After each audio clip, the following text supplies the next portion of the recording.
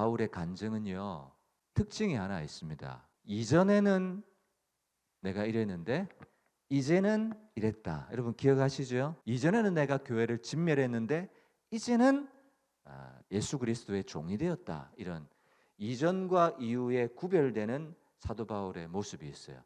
전에는 내가 대제사장의 보냄을 받았고 서기관들에게 보냄을 받았고 사내들인 공회의 보냄을 받았는데 이제는 예수님께 보냄을 받은 존재가 되었다. 이전에는 교회를 진멸하고 교회를 박해했었는데 이제는 오히려 그것을 세우는 인생이 되었다라고 하면서 이전과 이후가 나누어진 그런 삶을 사도 바울이 보여주고 있죠. 여러분 에베소서 5장 8절의 말씀도 한번 화면을 통해서 한번 보세요. 시작. 너희가 전에는 어둠이더니 이제는 주 안에서 빛이라. 예전에는 어둠이었는데 이제는 빛이다. 이렇게 얘기하죠. 여러분 이런 사도 바울의 에베소서를 쓸 때에도 그렇지만 지금 사도 바울의 삶 전체에 대한 고백이 뭐냐면 예전에는 내가 어둠이었고 복음의 반대편에 서 있었는데 이제는 내가 빛의 한가운데 서 있다. 그리고 빛을 전하는 이것 때문에 내가 유대인들로부터 죽임을 당하려고 한다. 이렇게 이야기하고 있습니다. 그리고 베드로전서 2장 10절도 볼게요. 시작. 너희가 전에는 백성이 아니더니 이제는 하나님의 백성이요 전에는 긍휼을 얻지 못하였더니 이제는 긍휼을 얻은 자니라. 전에는 물론 베드로 사도의 말이지만 베드로나 사도 바울이나 똑같아요. 왜냐하면 복음이 우리에게 주는 바는 이전과 이후가 분명하게 극명하게 나누어진다 하는 거예요. 여러분 예배 경험이라는 말이 있습니다. 예배 경험 이 무슨 말이냐면 예배당에 들어오기 전에 내 마음, 내 심리적인 내 영혼의 상태가 예배 드리고 나고 돌아가는 내 마음의 상태, 내 심리적인 상태와 차이가 커야 예배를 잘 드렸다라는 거거든요. 구원의 경험도 마찬가지예요. 거듭남의 경험도 마찬가지예요. 이전에는 이랬는데 이후에는 이랬다. 전에는 백성이 아니었는데 이제는 하나님의 백성이고 전에는 긍휼과 은혜를 못 얻었는데 이제는 내가 긍휼을 얻었다. 예전에는 내 힘의 능력으로 내가 자급자족하면서 인생을 평안 없이 살았는데 예수님을 믿고 나서는 이제는 그분께 다 맡기고 그분이 공급하시는 대로 그분이 부어주시는 대로 인도하시는 대로 감사하며 자족하며 살아가는 이런 이전과 이후가 명확하게 구별되는 것이 예수님을 잘 믿는 거죠. 그런데 믿기 전이나 믿고 난 이후나 이것이 구별이 안 되고 차이가 없다. 이건 예수님을 경험한 경험이 완전하다 이렇게 말할 수가 없는 것이지요. 사도 바울은 이전과 이후가 명확하게 구분이 되고 있습니다. 14절의 말씀 보시면 이제 자기가 경험한 경험과 간증을 이야기하죠. 그런데 앞에 정통 유대인들에게 그리고 벨릭스 총독에게 하지 않았던 말을 여기 아그리빠 왕에게 베스도 총독에게는 해요. 그 말이 14절에 있어요. 히브리 말로 이르되 사울아 사울아 내가 어찌하여 나를 박해하느냐. 이 말은 똑같이 있었죠. 그런데 뒤에 가시채를 뒷발질하기가 내게 고생이다 이런 말이 있습니다. 여러분 이 말은요 고대 근동의 농경 사회를 배경으로 한 상황입니다. 여러분 소를 키워본 적이 있으세요? 소나 말이나? 저도 어렸을 때 저희 외갓집에 소를 키웠고요. 소를 끌고 다니고 풀을 먹였던 그런 기억이 있습니다. 언제적 이야기인지 모르겠습니다. 소나 말이나 보면 이 기분이 나쁘면 뭐죠? 이 뒷발질을 하는 경우가 있잖아요. 그러면 그 뒷발질을 못하게 하기 위해서 막대기에다가 가시나 쇠조각을 붙여가지고 엉덩이 뒤에 그 뒷발질하는 그 부위에다가 이 짝대기를 딱 들고 있는 거예요. 그러면 소나 말이 이 싫다고 뒷발질하면 누구 손해예요? 소나 말 자기 손해죠. 그래서 이 뒷발질을 하는 것을 못하게 뒷발질하는 것이 뭐예요? 네가 지금 헛수고하는 거다. 오히려 가라고 할 때 가고 멈추라고 할 때 멈추는 것이 낫지. 그걸 싫다고 네 마음대로 하다 보면 뭐 하는 거예요? 가시채를 네가 뒷발질하면서 거기 찔리고 상하는 고통밖에 당하는 것밖에 뭐가 있겠느냐라는 거예요. 그러니까 왜 지금 사도 바울이 유대인들에게 이방인들에게 하지 않았던 이 말을 아그리빠 왕과 베스도 총독에게 하는 이유가 뭐예요? 사도 바울도 뭐 했어요? 예전에는 교회를 잔멸하고 예수 믿는 사람들을 잡아다가 옥에 가두고 했거든요. 그게 뭐 하는 거였어요? 그게 헛수고였다는 거예요. 지가 가시채를 뒷발질하는 그런 헛수고하고 수고스러운 인생밖에 되지 않았거든요. 그러니까 아그리빠 왕과 베스도도 지금 뭐 하고 있어요? 복음을 대적하고 기독교를 무시하고 기독교를 받아들이지 않고 교회를 진멸하고 무너뜨리려고 하는 것은 헛수고하는 것밖에 아니다. 자기 손해다. 그 말이에요. 그러니까 뭐 하라는 거예요? 이 복음 앞에 복음을 받아들이고 복음 앞에 복종하는 것이 고통을 덜 받는 일이다. 그거예요. 고통을 덜 받는 일이다. 말을 타고 있어요. 소를 끌고 있어요. 자, 으랴 가자. 워워. 들어야지 고통을 안 받잖아요. 그런데 안 가요. 그러면 주인이 어떻게 합니까? 채찍으로 가자 하면서 아파라 하면서 가잖아요. 맞고 가는 게 나아요? 아니면 주인의 말에 복종해서 어이 이 말에 그냥 듣고 졸졸졸 따라가는 게 나아요? 그냥 가는 게 낫죠. 뭐가 행복이에요? 맞고 가는 게 행복이에요? 아니면 주인의 음성을 따라 의도에 따라 그냥 복종하고 굴복하고 가는 게 행복이에요? 그죠? 그냥 가는 게 행복이죠. 그러니까 복음 앞에 아그리빠 왕도 베스도 총독도 복음 앞에 굴복하고 예수 앞에 복종하는 것이 너희 인생에 고통을 덜 받고 훨씬 안정된 길로 가는 길이라는 것을 이 지위에 있는 사람들에게 가시채를 뒷발질하는 것이 내게 고생이다라는 인생을 당하지 않도록 지금 이 얘기를 하고 있는 거예요. 여러분, 예수님을 믿는다는 것이요, 혹은 목회라는 것이 다 뭘로 합니까? 말로 하잖아요. 말로. 입으로 하잖아요.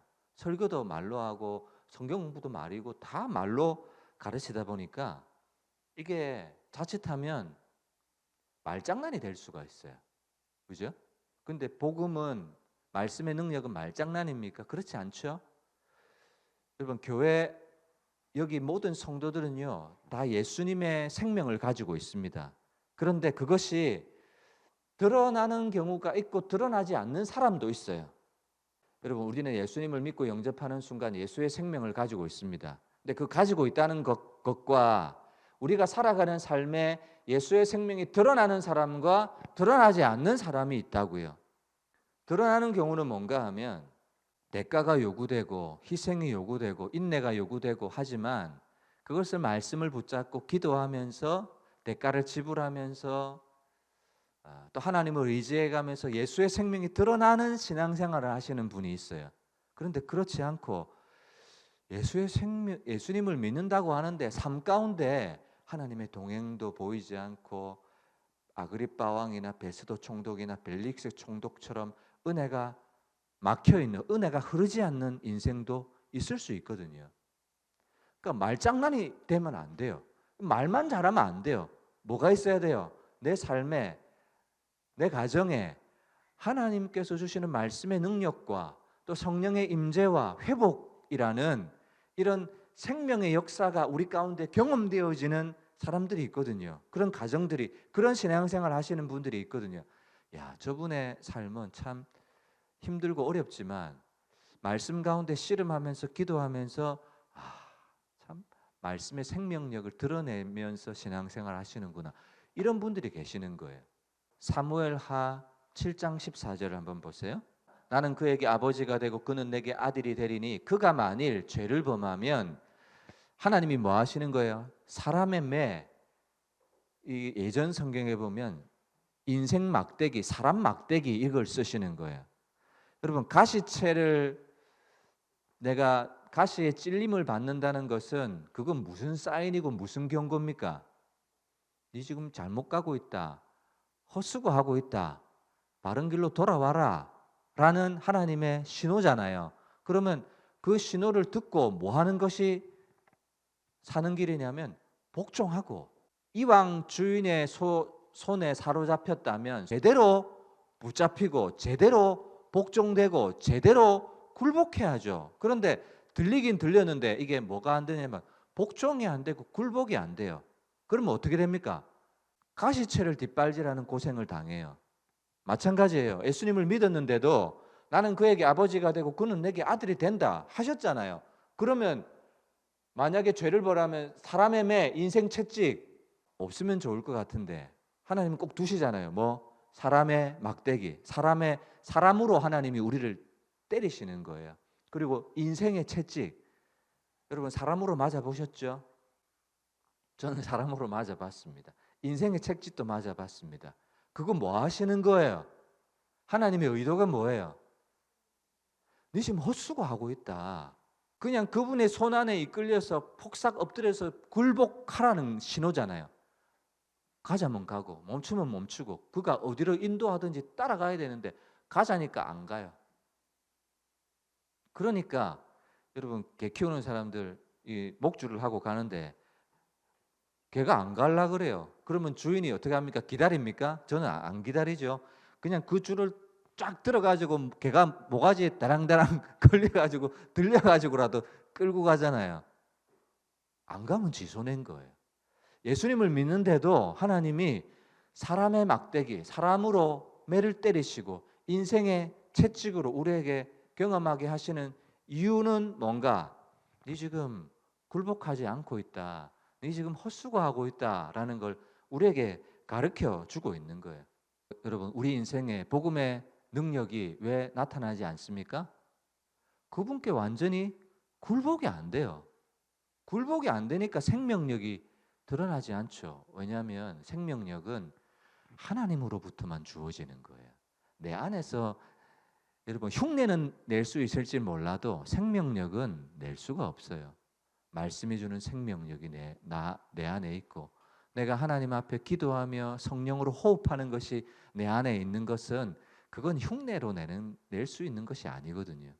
그러니까 이 아그리빠 왕과 베수도에게는 가시채를 뒷발질하는 그런 고생의 인생을 네가 살지 말아라 하는 의도로 사도 바울이 복음을 전하고 있습니다. 여러분, 이 말씀을 듣는 저와 여러분들은요, 이미 복음을 받았잖아요. 그러면 어떻게 적용해야 됩니까? 사무엘하 7장 14절 말씀처럼 예수님을 믿었는데도 생명력이 나타나지 않아요. 오히려 하나님이 사람의 매로 나를 때리시고 인생의 고통, 모든 사람들이 당하는 고통으로 겪게 하시는 이유, 내가 그분의 손에 완전히 굴복하고 복음에 굴복하고 말씀에 굴복하고 성령의 인도에 굴복해야 되는데 이거는 들락이 같아서요 굴복이 안 돼요.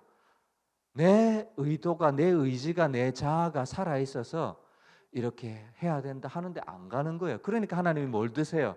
사람의 매로 신호를 주시는 거예요. 사람으로 때리시고 가시채로 때리시고 인생의 채찍으로 때리시는, 혹 여러분 인생 가운데 사람의 매, 인생의 채찍, 이상하다, 신앙생활 하는데 왜 이렇게 아프고 고통스러울까 하시는 분이 있으시다면 여러분 이유가 뭔지를 생각해 보세요. 복음이 가짜거나 하나님이 살아계시지 않는다 이건 아니잖아요. 그러면 뭐예요? 매여 있는 손 한 마리 복음의 말씀에 완전히 복종하고 굴복하고 그분을 따라가야 안 맞죠. 근데 복종이 안 되고 굴복이 안 되는 거예요.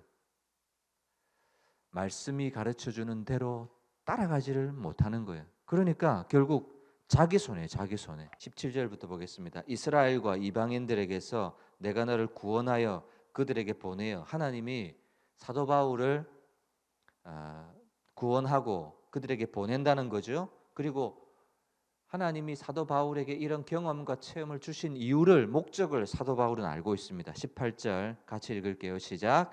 그 눈을 뜨게 하여 어둠에서 빛으로 사탄의 권세에서 하나님께로 돌아오게 하고 죄사함과 나를 믿어 거룩하게 된 무리 가운데서 기업을 얻게 하리라 하더이다. 여러분 여기 보세요.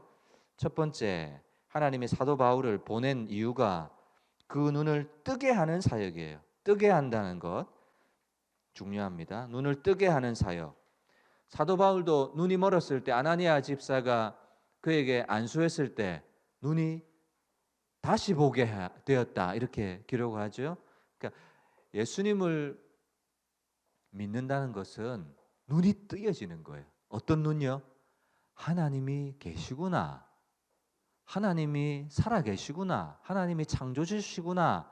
이 육체가 이 세상이 전부가 아니구나 라는 눈을 뜨게 하는 거예요. 그리고 두 번째 쭉 보시면 돌아오게 하고가 있죠.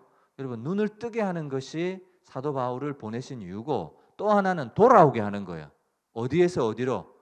사단의 권세에서 하나님의 나라로, 저주의 심판의 자리에서 생명의 자리로, 구원의 자리로 돌아오게 하는 거예요. 흑암의 권세에 매여 있는 사람들을 하나님의 사랑의 나라의 아래로 돌아오게 하는, 이것이 사도 바울을 하나님이 보내신 이유예요. 그래서 눈을 뜨게 하는 사역 첫 번째, 돌아오게 하는 사역 두 번째, 그리고 세 번째, 거룩하게 된 죄사함과 나를 믿어 거룩하게 된 무리 가운데서 기업을 얻게 하리라. 얻게 하는 사역이에요. 뭘 얻어요? 죄사함을 얻고 구원을 얻고 거룩하게 된 무리 가운데서 기업을 얻게 하리라. 여러분 기업은 유산이거든요. 죄사함을 얻었습니다. 그리고 나서 성도라는 지위를 얻었어요. 하나님의 자녀, 아들, 딸이라는, 하나님의 백성이라는 그 지위를 우리가 얻게 되는 거예요. 그리고 거룩하게 된 무리 가운데서 기업을 얻게 하리라. 여러분 베드로전서 1장 4절의 말씀도 띄워주세요. 시작. 썩지 않고 더럽지 않고 쇠하지 아니하는 유업, 이게 기업이에요. 기업. 여러분 이 땅에서 주어지는 것은 뭐밖에 없습니까? 썩어지고 사라지고 바람을 잡으려는 헛되고 헛된 것밖에 없지만 하나님 뭘 얻게 하신다고요? 썩지 않고 더럽지 않고 쇠하지 아니하는 유업과 기업을 우리에게 주시겠다는 거예요. 곧 너희를 위하여 하늘에 간직하신 것이라. 예수님께서 내가 아버지께로 가서 너희를 위한 처소를 예비해서 그 처소를 너희로 다시 오게 하리라. 예수님 그렇게 말씀하셨거든요. 이게 기업이고 얻게 하는 사역이에요. 눈을 뜨게 하고 돌아오게 하고 얻게 하는 사역을 위해서 하나님이 사도 바울을 보내셨다라는 거예요. 그러면 듣는 사람은 어떻게 반응해야 됩니까? 20절.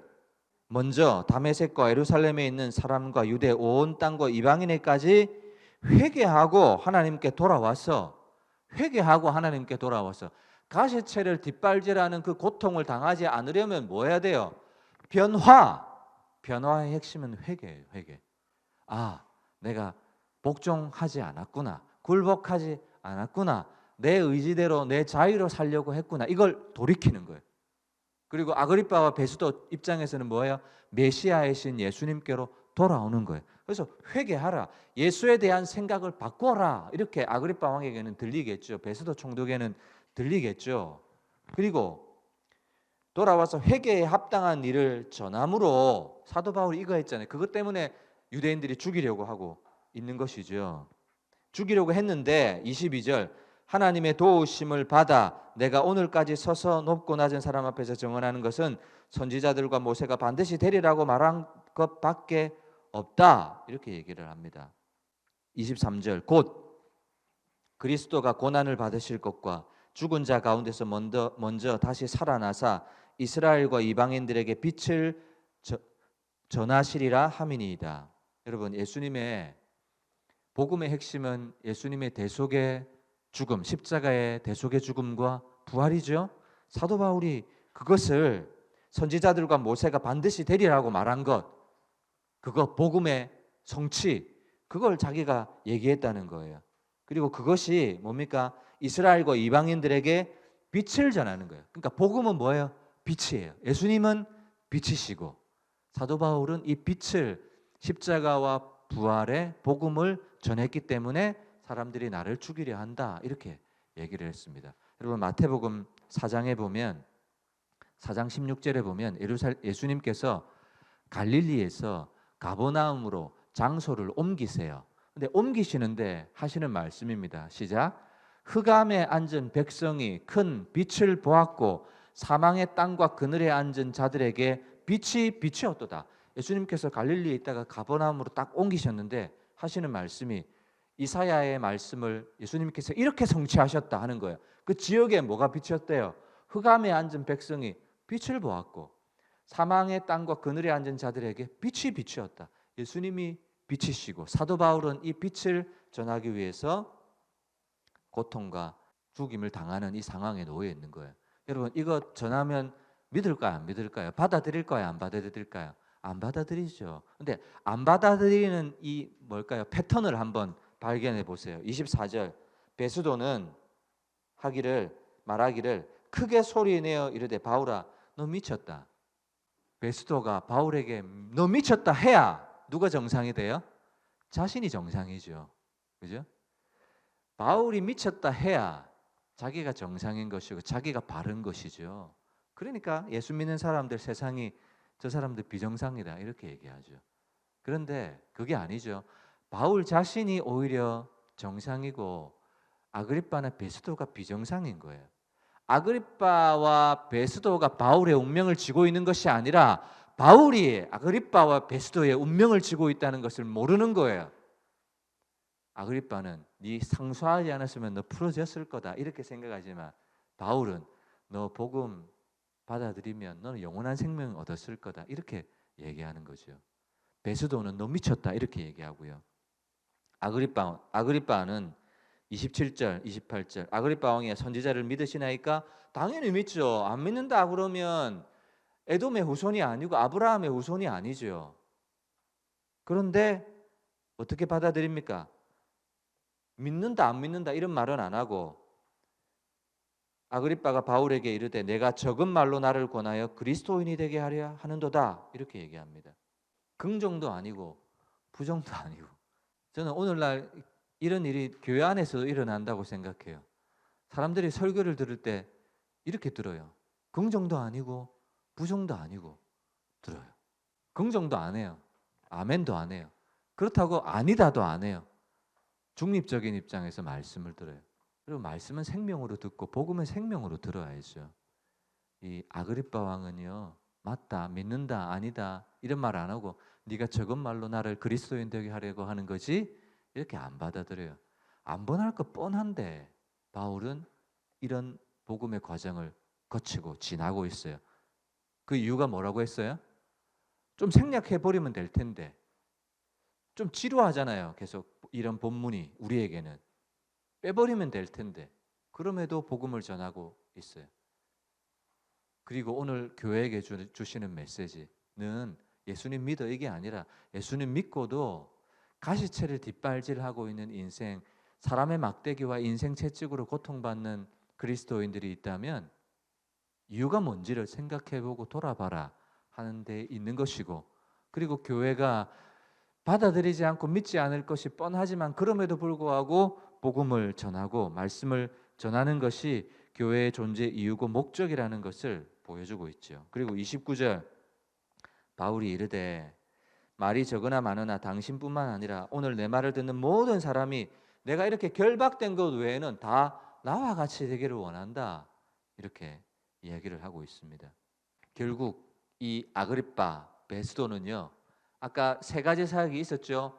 보게 하는 사역, 돌아오게 하는 사역, 얻게 하는 사역. 하나님이 사도 바울을 부르신 이유예요.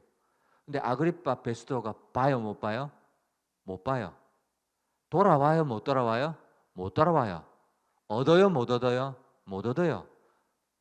예수님을 못 보고 영원한 그의 나라를 못 보고 심판에 있는 때를 못 봐요. 그리고 얻지를 못해요. 기업도 못 얻고 구원도 못 얻고 죄사함도 못 얻고 하나님과 올바른 관계도 못 얻고 그리고 기업 얻지를 못해요. 여러분 베스도, 벨릭스, 아그리빠와 같은 인생을 그 어느 누가 사모하겠습니까? 그것 이 땅에서 짧은 인생, 헛된 인생, 짧은 인생 사는데 이 세상에서만 화려한 인생을 살기를 원하는 마음은요, 어리석은 마음이에요. 오히려 보고 돌아오고 얻는 이 하나님이 복음을 통해서 약속하신 이 은혜를 얻어야죠. 근데 아그리빠가 생각할 때는 내 인생의 출세에 도움도 안 되고 돈도 안 되는 그 하찮은 복음을 내가 왜 받아들여야 될까? 그냥 두 사람도 안 받아들이고 미쳤다 하고 네가 여러 말로 나를 그리스도인 되게 하려고 하지. 여러분 결론 내려보겠습니다. 여러분 인생에는 몇 가지 길이 있습니까? 오늘 본문을 통해서 볼 수 있는 인생의 길은 몇 가지밖에 없어요? 두 가지밖에 없어요. 생명과 복의 길 혹은 저주와 사망의 길으로 구별되는 이 두 인생밖에 없어요. 저는 여기 계신 모든 분들이 생명과 복을 택했다고 생각해요. 그러나 그럼에도 불구하고 가시채를 뒷발질하는 고생을 당하는 인생 그리스도인들이 있다면 하나님이 왜 사람의 막대기, 인생 채찍으로 예수님을 믿었음에도 불구하고 아까 말씀 봤잖아요. 사무엘하 말씀. 네가 만일 범죄하면 그 말은 네가 말씀에 굴복하지 않고 그분의 손에 붙들린 종이 되지 아니했을 때는 하나님이 꼭 끌어당기시는 거예요. 채찍으로든지 사람 막대기를 통해서든지 그래서 사람으로 우리를 때리시고 인생의 채찍으로 우리를 다루실 때 우리가 해야 될 일은 뭐예요? 그 막대기를 들고 계신 하나님을 바라보는 거죠. 저는 우리 교회 성도들을 가장 안타까울 때가 뭔가 하면 예수님을 믿었는데 왜 생명력이 없을까 하는 것, 그리고 예수님을 믿었는데도 사람한테 맞아요. 사람한테 휘둘려요. 사람한테 이용을 당해요. 사람한테 돈도 시간도 그리고 인생의 채찍을 맞는 인생을 볼 때는 참 가슴이 아프죠. 그건 신호고 사인이에요. 그분의 손에 붙들려야 되고 변화해야 되는. 근데 아그리파 왕도 베스도도 변화 안 하잖아요. 가시채를 계속 뒷발질하는 이 불행한 인생으로 마감하고 있습니다. 그러니까 이것으로 끝나는 거예요. 끝나는 거예요. 그리고 27장은 사도 바울이 로마로 압송되어져 가는. 이 두 사람은 회개의 기회를 얻지를 못했습니다. 결국 가시채를 뒷발질하는 고생스러운 인생으로 끝. 이것이 못 보고 돌아오지 못하고 못 얻는 사람의 마지막이라는 사실을 보여주고 있습니다. 우리는 이런 마지막은 당하지 않지만 이 말씀을 들으시는 우리 성도들을 혹 인생의 채찍, 사람의 막대기를 경험하시는 순간이 있으시거든. 뭐라는 거예요? 하나님의 사인이고 신호예요. 뭐하라는? 붙들려라는. 네 의지대로 네 생각대로 하지 말라는. 그죠? 왜 예수 믿고 그런 고생스러운 상황 가운데 계속 놓여 있을 거냐? 그것을 벗어나는 길은 뭐밖에 없어요? 그죠? 굴복하고 복종하고 순종하는 것밖에 없죠. 주인의 의도대로 따라오는 것밖에. 그래야 안 맞죠. 그래야 헛수고 안 하죠. 근데 헛수고예요. 헛수고. 예수 믿고도 헛수고예요. 사도 바울이 보게 했고, 그죠? 돌아오게 했고, 얻게 했던 이 은혜가 오늘 우리 목양교회 모든 성도들에게 있으시기를 주님의 이름으로 축복합니다. 우리 오늘 들었던 말씀 가지고 기도하겠습니다. 우리는 아그리파 왕, 베스도 총독과 같은 인생의 마지막은 아니죠. 근데 우리는 어떨 수 있냐면 예수님을 믿고 교회 생활하고 신앙생활 하는데도 하나님이 끊임없이 사람의 막대기로 인생의 채찍으로. 인생의 채찍은요, 여러분 한번 묵상해 보세요. 인생의 채찍은 많아요. 계속 물질로 고통을 받게 하시는 경우, 계속 질병으로 고통을 당하게 하시는 경우, 계속 해결되지 않는 어떤 문제로 하나님이 다루시는 경우, 그건 뭡니까? 굴복해라, 돌아와라. 주인의 의도대로 고삐 풀려가지고 네가 하고 싶은 대로 머물고 싶다고 네가 주저앉아 있으면 주인이 끄집어 당겨요. 채찍을 때리는 거예요. 그런 고생을 안 당하려면 변화밖에 없어요. 변화밖에. 변화. 회개하고 회개에 합당한 열매를 맺어라 이렇게 얘기하잖아요. 아그리빠하고 베스도에게 들리는 메시지와 우리에게 들리는 메시지는 달라요. 가시채를 뒷발질하는 고생스러운 인생 살지 마세요. 예수님 믿고도 왜 그러나? 왜 그래요?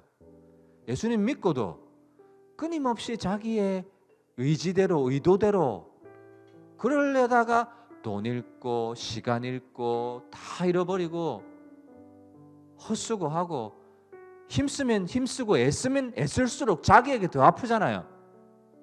더 고생이잖아요. 노력할수록 더 고생이에요. 애쓰면 애쓸수록. 하나님 나에게 변화의 은혜를 주옵소서. 그리고 보게 하여 주옵소서. 내가 죄사함을 얻고 구원을 얻었다면 이제는 그 이후에 살아가야 될 삶이 어떤 건지 보게 하여 주옵소서.